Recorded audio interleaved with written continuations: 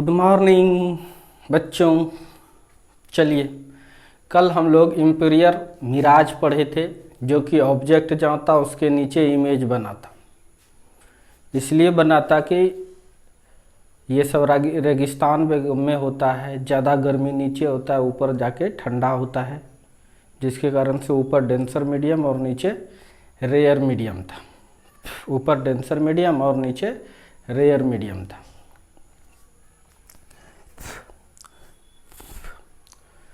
अब देखिए दूसरा,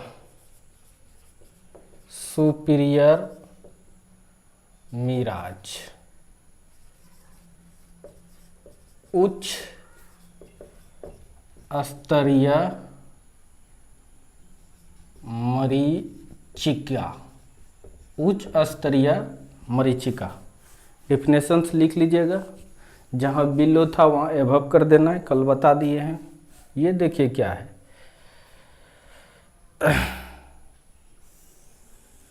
आपको पता है पृथ्वी गोल है, पृथ्वी गोल है। ये बात पता है सबको कि पृथ्वी गोल है।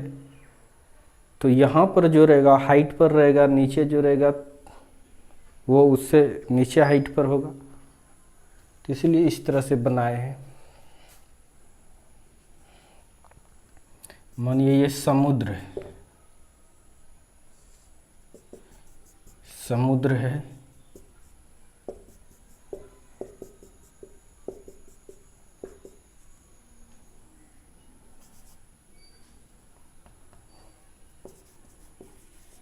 सी समुद्र है। यहाँ पर कोई आदमी खड़ा है, ओके। समुद्र में ये नाव चल रहा है, बोट नाव देखे हैं आप लोग।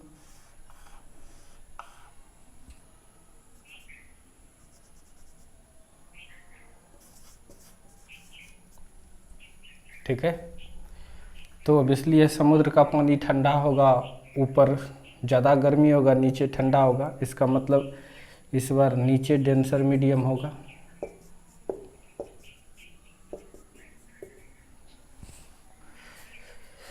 तो इससे बहुत सारे रे निकलेगा। अब डेंसर नीचे नीचे ये क्या होगा, डेंसर पानी ठंडा होगा, कोल्ड एयर, कोल्ड एयर। ऊपर क्या होगा, हॉट एयर। यानी नीचे डेंसर, ये संघन माध्यम हो जाएगा और ये विरल होगा। यहाँ का हवा जो ज़्यादा ठंडा होगा, ऊपर का हवा गर्म होगा। अब तुम समझो यहाँ से रे आया, अब नॉर्मल ड्रॉ करेंगे। यहाँ पे जाना चाहिए एकदम सीधे, क्या सीधे जाएगा? रेयर डेंसर से जब रेयर में जाएगा नॉर्मल से दूर भागेगा। ये रास्ता है, इससे थोड़ा दूर भाग के यहाँ आया, फिर यहाँ पर जाना चाहिए सीधे, सीधे ने जाके थोड़ा दूर भागा। इस तरह से ये आँख पर पड़ा, इस तरह से ये रे आके आँख पर पड़ा। तो इसको क्या लगेगा, पीछे की ओर जब बढ़ाएगा, ये रेत इधर से नहीं दिखाएगा, इसको आँख को लगेगा कि इधर कोई है। तो इसका उल्टा इमेज,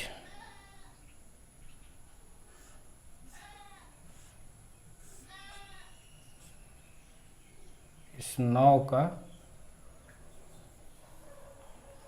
उल्टा इमेज डॉटेड लाइन से दिखाए, लगेगा कि यहाँ पर है नाव। ठीक है। यहाँ से जो रे चला वो सीधे नहीं गया, थोड़ा थोड़ा डेविएट करते चला गया, नॉर्मल से दूर भागते चला गया, यही आँख पर आया। आँख जब देखेगा तो उसको लगेगा कि यहाँ पर है, इसका मतलब इसका इमेज यहाँ पर उल्टा बना। तो ऐसा जो मिराज है, इस मिराज को, ये भी इन्वर्टेड है, ये मिराज हुआ इनवर्टेड इमेज। इन्वर्टेड इमेज, इसी का नाम हो गया मिराज। इसको हम लोग सुपीरियर मिराज कहते हैं या लूमिंग कहते हैं। समुद्र के किनारे जो खड़ा रहता है कोई तो उसको ये वाला नाव नहीं दिखकर ये दिखता है, उल्टा दिखता है। कोई भी ऑब्जेक्ट जब नीचे डेंसर और ऊपर रेयर होगा इस तरह से। इधर कोई आया सनलाइट, ये भी डेविएट होता है, यानी इसका डेविएशन नहीं दिखा है। इसका मतलब यहाँ पर इमेज बना, यहाँ से जो रे चला वो यहाँ, लेकिन आँख, यहाँ से जो रे चला मुड़ते मुड़ते मुड़ते आँख पर आया, लेकिन इसको लगेगा कि यहाँ पर है। ठीक है, इस प्रकार का जो मिराज होता है इसको बोलते हैं हम लोग सुपीरियर मिराज। सॉरी, सनलाइट यहाँ नहीं, सनलाइट इस पर पड़ेगा, वो नहीं भी दिखा सकते, कोई दिक्कत नहीं है।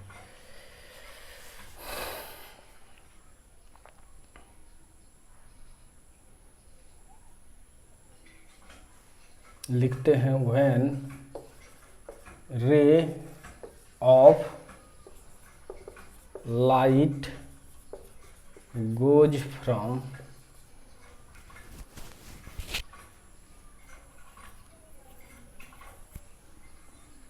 denser to rare medium, then due to refraction,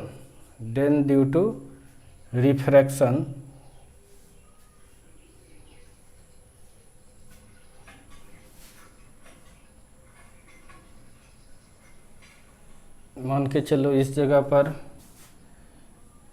जो ये इंसिडेंट एंगल है ये बड़ा हो गया, किससे? क्रिटिकल एंगल से कहीं, तब ना जिस मीडियम में आया, जिस मीडियम में से जाना चाहिए रे, अब उसी मीडियम में लौट गया है। When ray of light goes from denser to rare medium, then its bend away from the normal at a particular layer angle of incidence is greater than critical angle,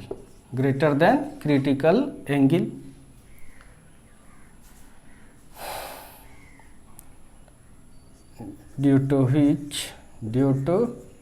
which TIR take place and ray falls at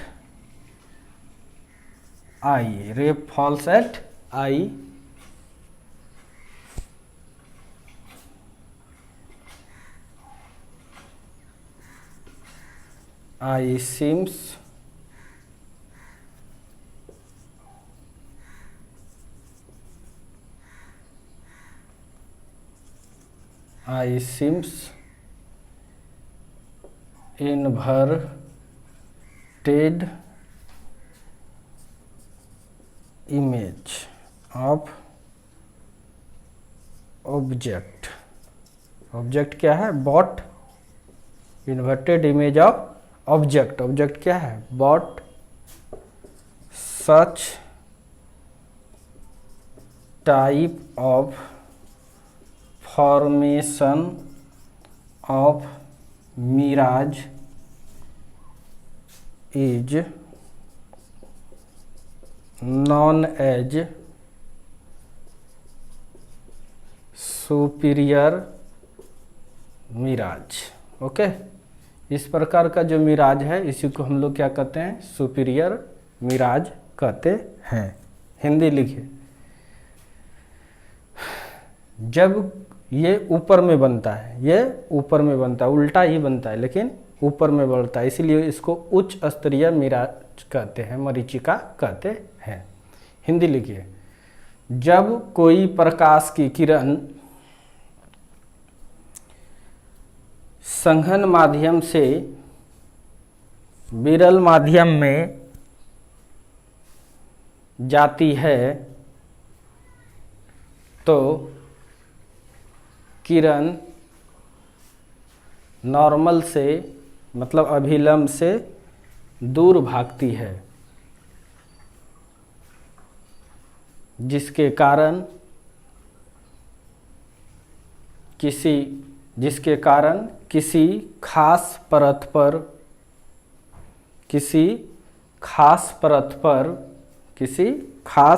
पर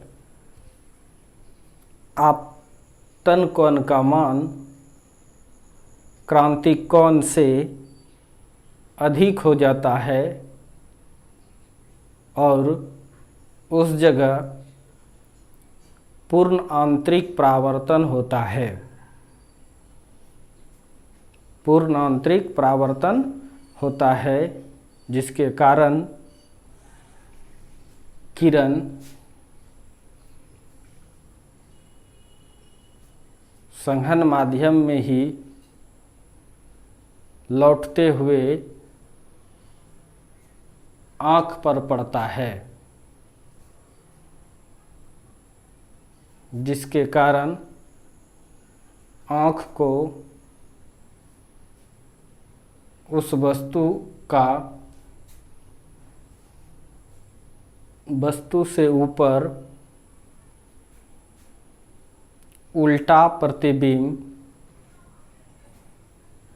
दिखाई देता है। उल्टा प्रतिबिंब दिखाई देता है।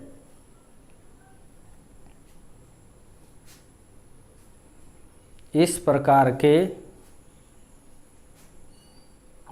मरीचिका के निर्माण को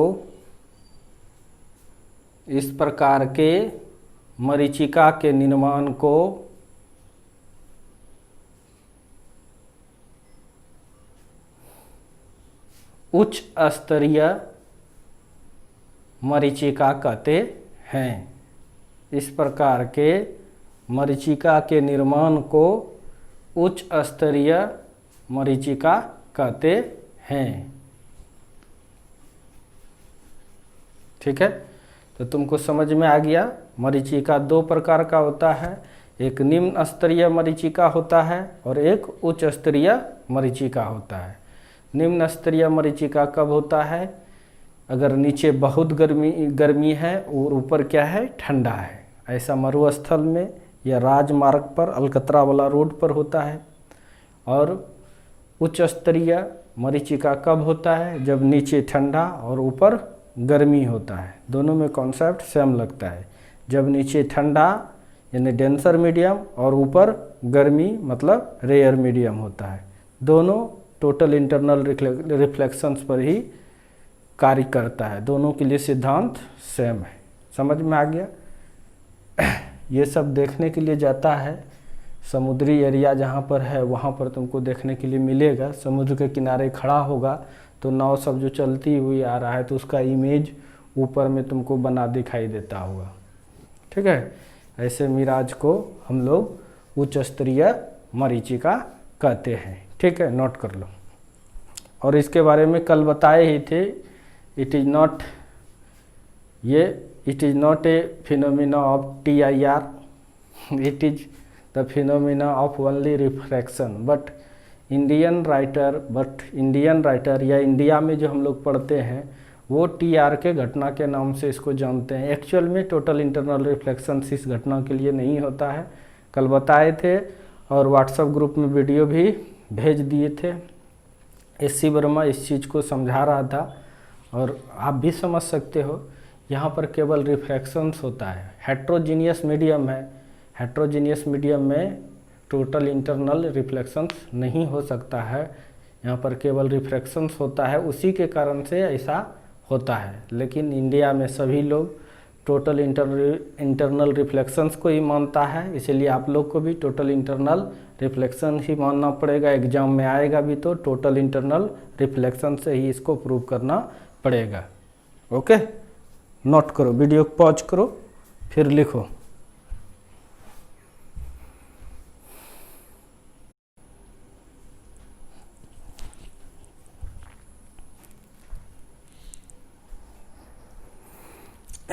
तो चलिए देखिए, यानी मिराज जब हम लोग पढ़ लिए तो अब तुम्हारा नेचुरल एप्लीकेशन ऑफ TIR समाप्त हो गया। अब आर्टिफिशियल एप्लीकेशन से एक बताए थे तुमको, जिसका नाम था ऑप्टिकल फाइबर।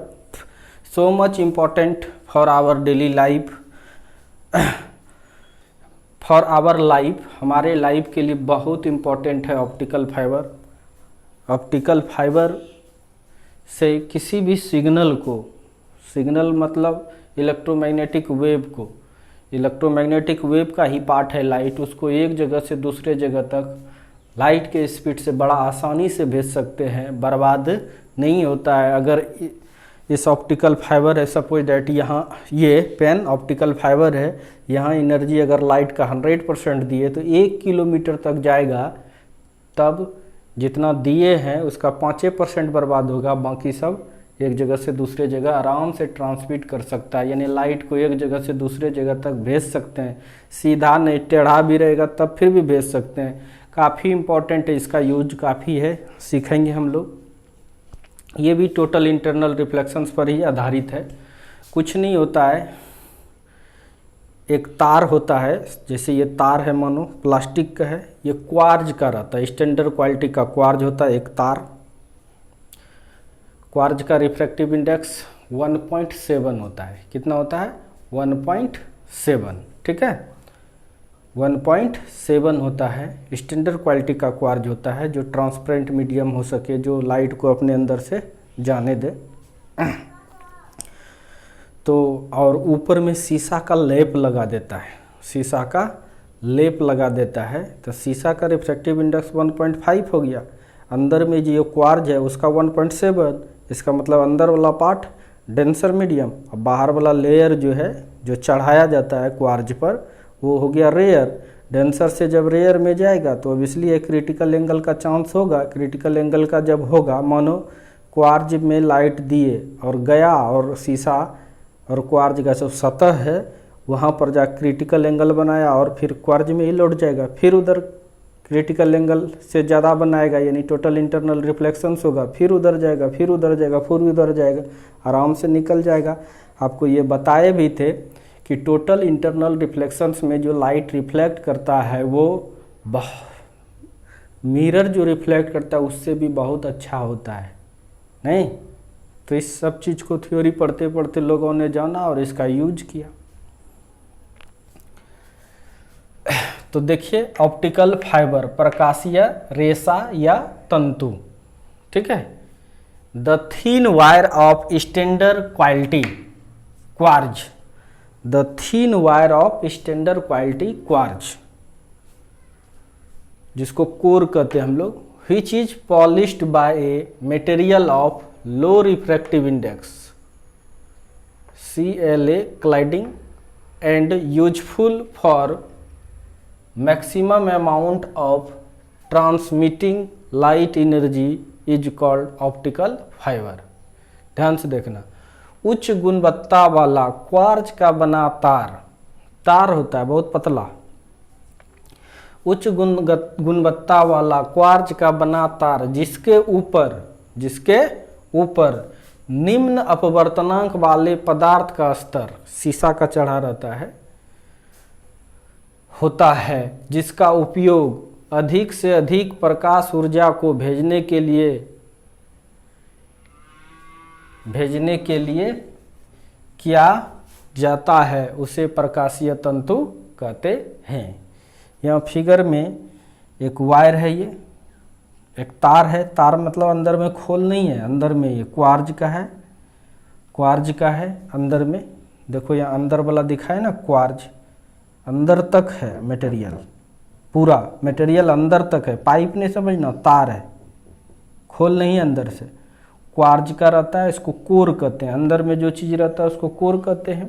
उसका रिफ्रैक्टिव इंडेक्स 1.7 होता है। और यहाँ पर पॉलिश चढ़ा देते हैं, लेयर बना देते हैं किसका, ग्लास का, जिसको क्लैडिंग कहते हैं।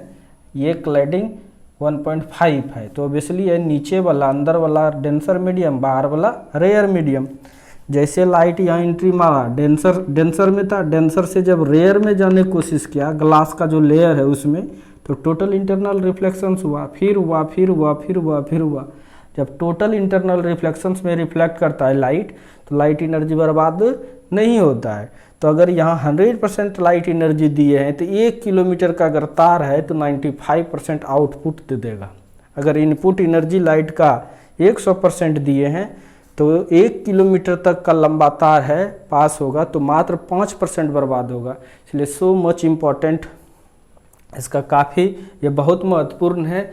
इसका उपयोग कंप्यूटर सब में काफ़ी किया जाता है। सिग्नल को एक जगह से दूसरे जगह तक भेजने के लिए ऑप्टिकल फाइबर का उपयोग बहुत किया जाता है। अब प्रिंसिपल किस पर बेस्ड है ये, टोटल इंटरनल रिफ्लेक्शंस पर। It works on the principle of TIR of light. Hindi वाले सिद्धांत, यह प्रकाश के पूर्ण आंतरिक परावर्तन, यह प्रकाश के पूर्ण आंतरिक परावर्तन के सिद्धांत पर कार्य करती है। यह प्रकाश के पूर्ण आंतरिक परावर्तन के सिद्धांत पर कार्य करता है। चीजें समझ में आ गया। कुछ रिमेंबर पॉइंट लिखा देते हैं इसका। Refractive index of inner surface is 1.7। लिखिए पहला नंबर, ये सब याद रखना। पहला नंबर लिखिए आंतरिक सतह, आंतरिक सतह मतलब कोर, आंतरिक सतह का अपवर्तनांक 1.7 होता है, 1.7 होता है। दूसरा बात है inner surface is known as core. Hindi में आंतरिक सतह को, आंतरिक सतह को कोर कहा जाता है। आंतरिक सतह को कोर, CORE, कोर, कोर कहा जाता है।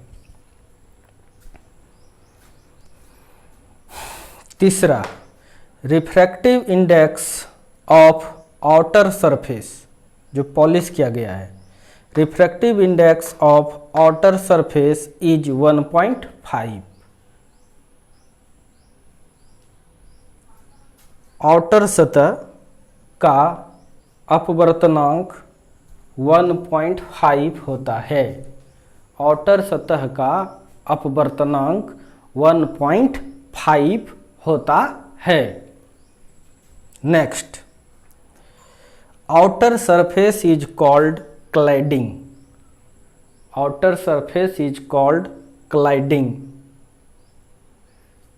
हिंदी में लिखो बाहरी सतह, अंदर वाला हो गया यहाँ तक, अंदर वाला ज़्यादा होता है।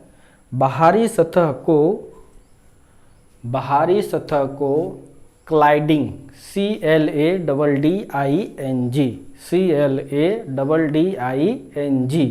क्लाइडिंग कहा जाता है। आउटर सरफेस को क्लाइडिंग कहा जाता है। अगला 5 number, 95% light, 95% light passes one end to other end for length 1 kilometer, for length 1 kilometer। लिखिए 1 किलोमीटर प्रकाशीय रेशा में 1 किलोमीटर की लंबाई, 1 किलोमीटर की लंबाई वाले प्रकाशीय रेशा या तंतु में प्रकाश 95% पास कर जाती है, 95% पास कर जाती है। और एक आध को लिखना है।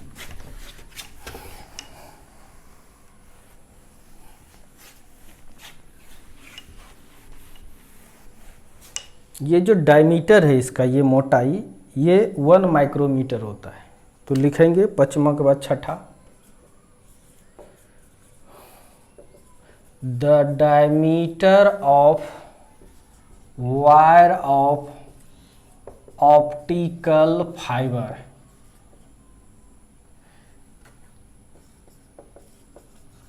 फाइबर इज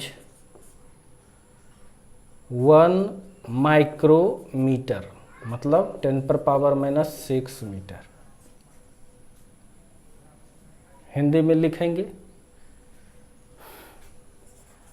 प्रकाशीय तंतु के तार का व्यास 1 माइक्रोमीटर, मतलब 10⁻⁻6 मीटर होता है।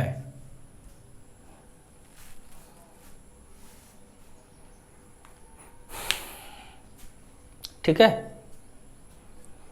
अब देखिए, बहुत पतला है इसका मतलब, तो बहुत पतला है तो एक गुच्छा अगर लेंगे, उसका कलेक्शंस बहुत ज़्यादा, अगर एक एक तार ऑप्टिकल फाइबर का लिए और एक बंडल बना दिए, उस बंडल को लाइट ट्यूब कहते हैं, प्रकाश नली कहते हैं। ठीक है, ये भी लिख ही लो।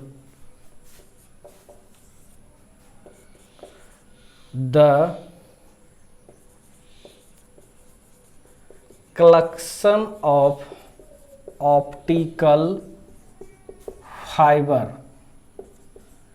इज कॉल्ड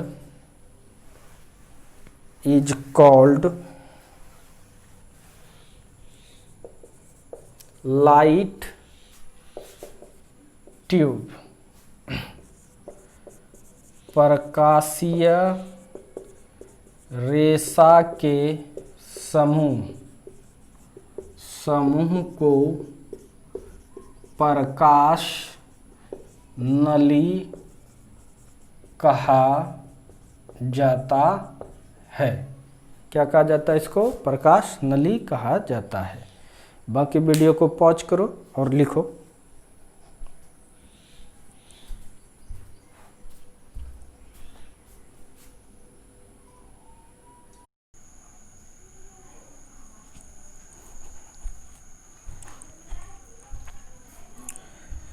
चलिए, ऑप्टिकल फाइबर के बारे में अच्छे से पढ़े हम लोग।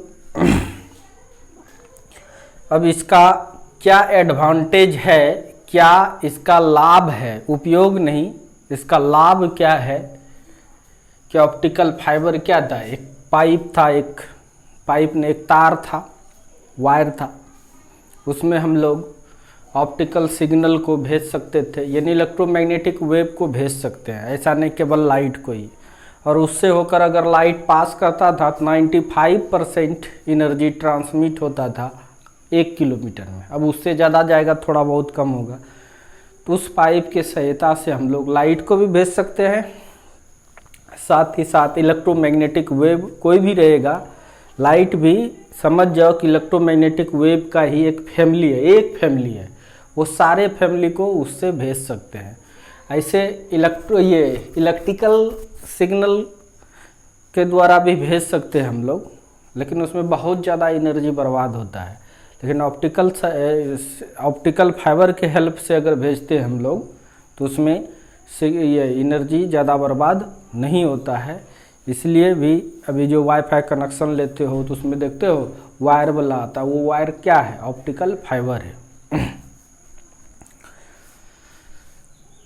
और ऑप्टिकल फाइबर को मोड़ भी सकते हैं, कोई दिक्कत नहीं है। देखते हैं बारी बारी से।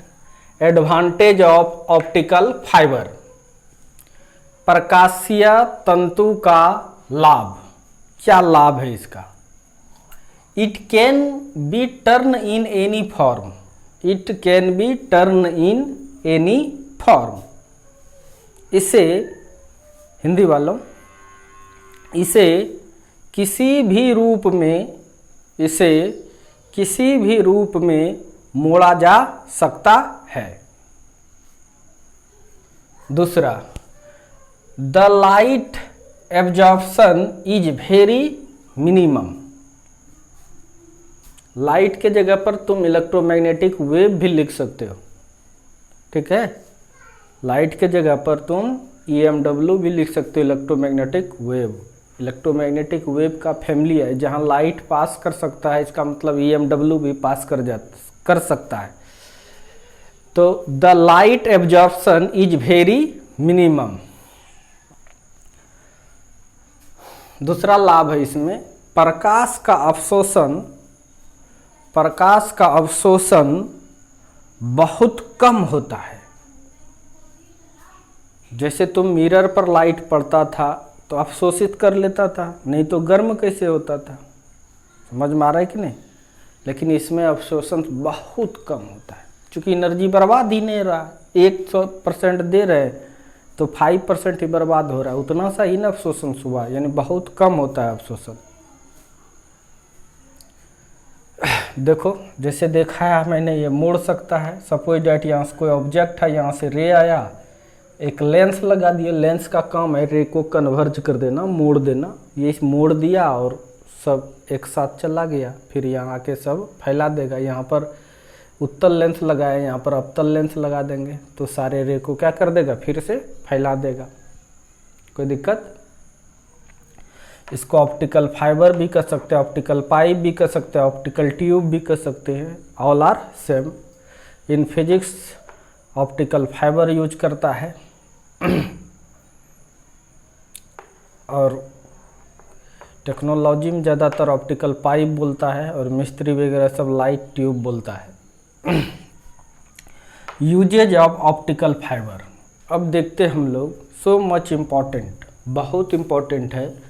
ऑप्टिकल फाइबर का उपयोग क्या है? बहुत जगह बताए थे, दैनिक जीवन में बहुत जगह ऑप्टिकल फाइबर को यूज किया जाता है।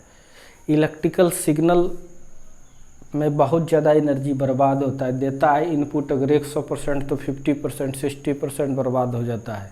लेकिन ऑप्टिकल फाइबर के हेल्प से अगर किसी सिग्नल को एक जगह से दूसरे जगह भेजते हैं, बहुत कम बर्बाद होता है। यही वजह है कि तुम वायरलेस वाला तुम वाईफाई लो और तुम ऑप्टिकल फाइबर से जो, यानी जो तार तुम सिंपल समझते हो, तार नहीं, वो ऑप्टिकल फाइबर से कनेक्शन देता है, वो वाला तुम लो। दोनों में धरती आसमान का अंतर हो जाएगा स्पीड में। क्या कि ऑप्टिकल फाइबर के थ्रू जो नेट आया तुम्हारे यहाँ पास, वो ज़्यादा बर्बाद नहीं हुआ है। अगर वहाँ 100% दिया है तो 1 किलोमीटर में जाके 5% बर्बाद होता है, ठीक है। तो यूजेज ऑफ ऑप्टिकल फाइबर, इसका यूज बहुत सारा है। पहला इंडोस्कोपी। इंडोस्कोपी में, ये मेडिकल क्षेत्र की बात है, बायोलॉजी में तुम्हें ज़्यादा समझ में आएगा, लेकिन हम कोशिश करते हैं ऊपरी ज्ञान देने का। Endoscopy,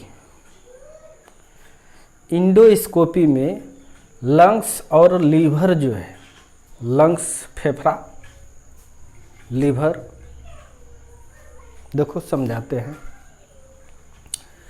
the process to identify the lungs and liver by the optical fibre या by the use of optical fibre, it is called endoscopy.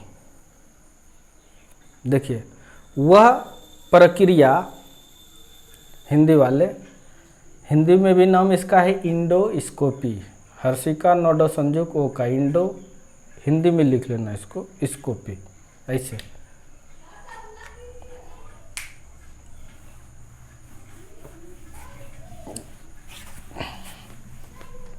इस तरह से इंडोस्कोपी।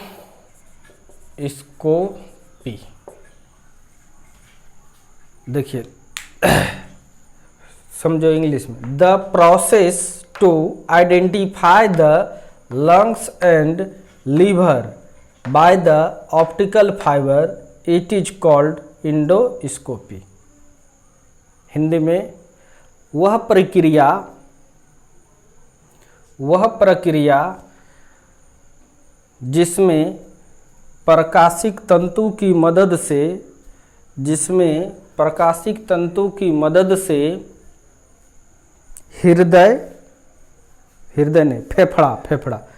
फेफड़ा एवं लीवर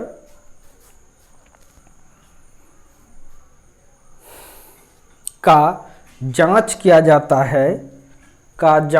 जाता है, उसे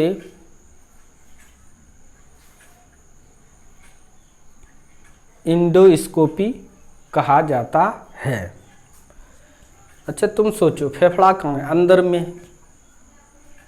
लीवर भी क्या है? अंदर में है। एक्सरे से क्या हड्डी टूटा है तो वो सब पता चल जाता है, लेकिन वो फेफड़ा में क्या हुआ है? फेफड़ा का क्या काम है? किडनी से जो ब्लड आता है उसको साफ करते रहता है। बस बायोलॉजी में तुमको ज़्यादा सिखाएगा, देखो ध्यान से सुनो। तो फेफड़ा तो अंदर में है, वो कैसे पता करेगा? तो क्या करता है, ऑप्टिकल फाइबर पतला तार होता है, उसको नस के बगल से भी गुजार के अंदर तक पहुंचाया जा सकता है, बहुत पतला होता है, उसको भेज देता है। उसके सहायता लाइट जाता है वहाँ, और उसके बाद टीवी स्क्रीन पर कैमरा लगा रहता है, टीवी स्क्रीन पर, टीवी नहीं कंप्यूटर के स्क्रीन पर आ जाता है सब कहाँ क्या गड़बड़ी है। दूसरा, इन लेजर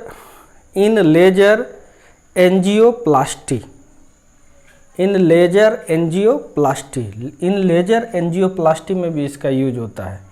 लेजर को लेजर लिखते, लेका जो लेजर, एंजियोप्लास्टी,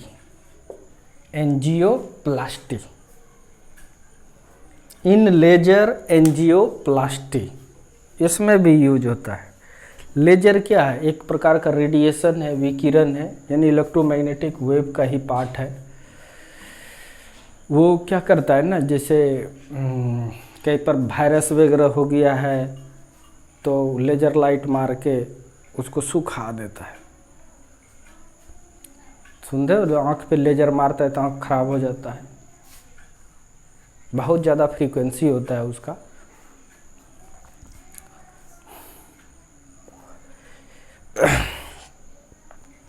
देखिए, the process to clean the blockage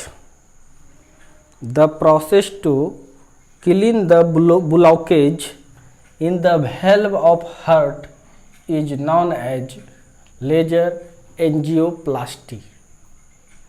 heart में ब्लॉकेज हो जाता है ना, कहता है हार्ट अटैक हो गया, हार्ट नहीं होता है वो, हार्ट होता है, हार्ट अटैक हो जाता है, जाम कर जाता है, ब्लॉकेज हो जाता है उसमें। जैसे शुगर पेशेंट सबको ये सब ज़्यादा होने का चांस होता है, तो वहाँ पर जो शुगर, हार्ट में जो शुगर जम जाता है, ठीक है, उसके ब्लॉकेज को वहाँ तक अगर यदि लाइट मारे, रेडिएशंस, विकिरण, ठीक है, तो रेडिएशंस वहाँ तक पहुँचाना है तो ऑप्टिकल फाइबर का यूज करेंगे, क्योंकि वो तो इलेक्ट्रोमैग्नेटिक वेव को अपने अंदर से जाने देगा। वह जब लेजर लाइट वहाँ लगता है तो वहाँ जो शुगर है उसको हटा देता है, ब्लॉकेज ख़त्म कर देता है। हिंदी में वह प्रक्रिया, देखना ध्यान से सुन लो, इंग्लिश में फिर एक बार, the process to clean the blockage in the valve of heart is known as laser angioplasty. वह प्रक्रिया जिसके द्वारा हृदय के valve के रुकावट को साफ किया जाता है, फल में क्यों रुकता है, शुगर आके जाम हो जाता है, उसे लेजर एंजियोप्लास्टी कहते हैं, उसे लेजर एंजियोप्लास्टी कहते हैं। यानी इसमें भी ऑप्टिकल फाइबर का बहुत यूज है। तीसरा, इन अर्थोस्कोपिक सर्जरी, सर्जरी मतलब समझते हो ऑपरेशन, नहीं चीर फाड़। तो सुना होगा कि कभी कभी अब जो ऑपरेशन ऐसा भी निकल गया है कि बिना चीर फाड़ किए उसको ठीक कर देता है, वही बोला है अर्थोस्कोपिक शल्य चिकित्सा में। देखिए इसमें 10 सर्जरी क्या है। Arthroscopic surgery, the surgery which is take place by the help of optical fiber for a particular portion of body is known as arthroscopic surgery. फिर से सुनना, the surgery which is take place by the help of optical fiber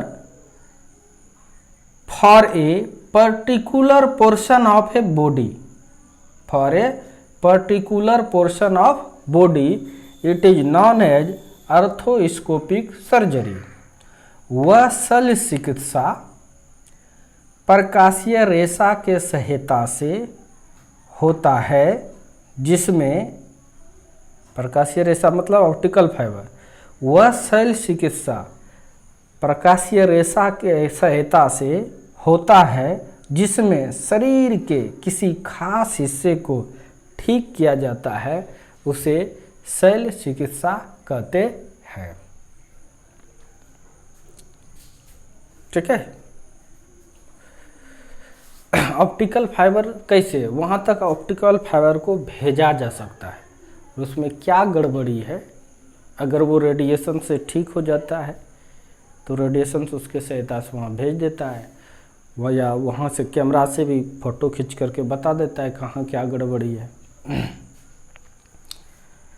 अब इन telecommunications, दूर संचार में भी इसका उपयोग होता है, बताए ही थे, सिग्नल भी भेज सकते हो एक जगह दूसरे जगह तुम। The optical fibre is useful, the optical fibre is useful to transmit the different type of signal. फिर से सुनना, the optical fibre is useful to transmit the different type of signal by the help of optical communication। Hindi लिखिए, प्रकाशीय संचार के द्वारा, प्रकाशीय संचार के द्वारा प्रकाशी रेशा के सहायता से विभिन्न प्रकार के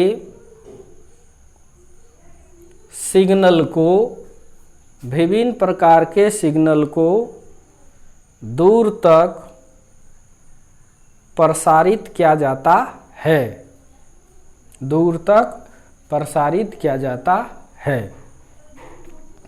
ये हो गया।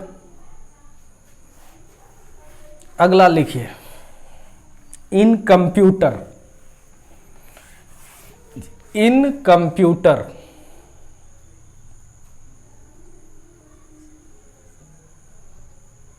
लिखिए, to transfer the signal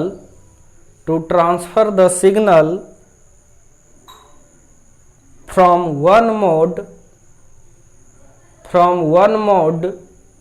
to other mode, the optical fibre is most useful। Hindi वाले,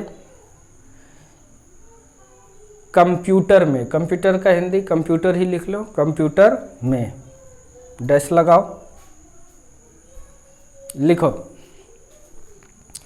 एक अवस्था से दूसरे अवस्था में,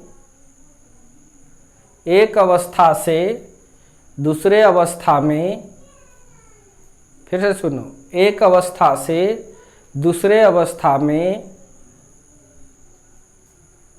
सिग्नल को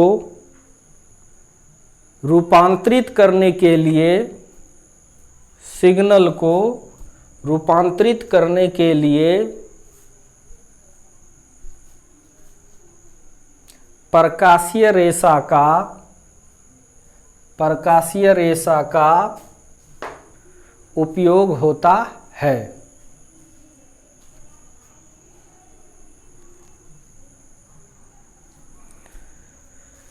डाटा को इधर से उधर भेजना है तो चाहिए ना, चाहे इलेक्ट्रिकल सिग्नल में भेज सकते हो, उसमें बहुत बर्बाद होता है। अगर तुम 1 GB का कोई पीक है, अगर इलेक्ट्रॉनिक सिग्नल से तुम भेजोगे तो वो 1 GB का नहीं जाएगा। ऑप्टिकल फाइबर के हेल्प से भेजोगे तो एकदम जाएगा, थोड़ा बहुत कम आएगा।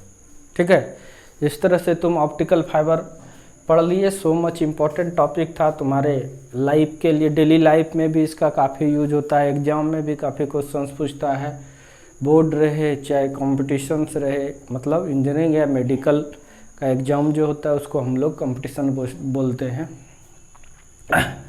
तो किसी भी एग्ज़ाम में काफ़ी इम्पोर्टेंट होता है, इसलिए इसको बढ़िया से पढ़ लेना। समझ में आ गया। इसका सबसे बड़ी खासियत है, क्यों यूज है, क्योंकि इसमें इलेक्ट्रोमैग्नेटिक वेव को एक जगह से दूसरे जगह तक भेज सकते हो, वो भी लाइट के स्पीड से। इसको मोड़ भी सकते हैं तो कोई दिक्कत नहीं है, जैसे मोड़ना है वैसे मोड़ सकते हो। और जैसे ये पेट में भेजना है हमको लाइट, या तो मान के चलिए हाँ पेट में लाइट भेजना है तो यहाँ से मुड़ के भी गया तो फिर भी लाइट चला जाएगा, नहीं तो लाइट ऐसे ही स्ट्रेट लाइन में जाएगा। ठीक है, कोई भी मान के चलिए एक पाइप है, ऐसे गोल ऐसा पाइप है, कहीं पर बीच में खराब हुआ है, क्या हुआ, कैमरा भेज दिए वहाँ, कैमरा के पास तो अपना लाइट है नहीं, कैमरा के पास तो अपना लाइट है नहीं, या कैमरा यहाँ लगाए हैं तो वहाँ से जो लाइट आएगा उस ऑब्जेक्ट से कैसे आएगा। तो आराम से तुम ऑप्टिकल फाइबर को भेज सकते हो, उससे आ जाएगा। ऑप्टिकल फाइबर बनाना भी बहुत आसान है, तो मेला सब में भी देखा होगा, इस तरह से रहता है, पूरा जलता है फुल टाइप से, टेढ़ा भी रहेगा तो फिर भी यहाँ बल्ब लगा दिया, ये रोशनी यहाँ जाएगा तो यहाँ से निकलेगा, यहाँ से निकलेगा, यहाँ से निकलेगा, यहाँ से निकलेगा, यहाँ नहीं, इस तरह का रहता है। मेला सब में मिलता है, वो भी ऑप्टिकल फाइबर है, बस लाइट ऑप्टिकल फाइबर में मुड़ा भी रहेगा तो फिर भी चला जाता है। ये सब इम्पोर्टेंस है। ठीक है, आगे चलोगे तो बहुत पढ़ते हैं हम लोग ऑप्टिकल फाइबर, वो खास करके जो कंप्यूटर इंजीनियरिंग करता है उसके लिए बहुत इम्पोर्टेंट है। ठीक है, अब बहुत कुछ सीखोगे फिजिक्स में, केवल पेशेंस रखो, मन लगा के पढ़ते रहिए। Best of luck.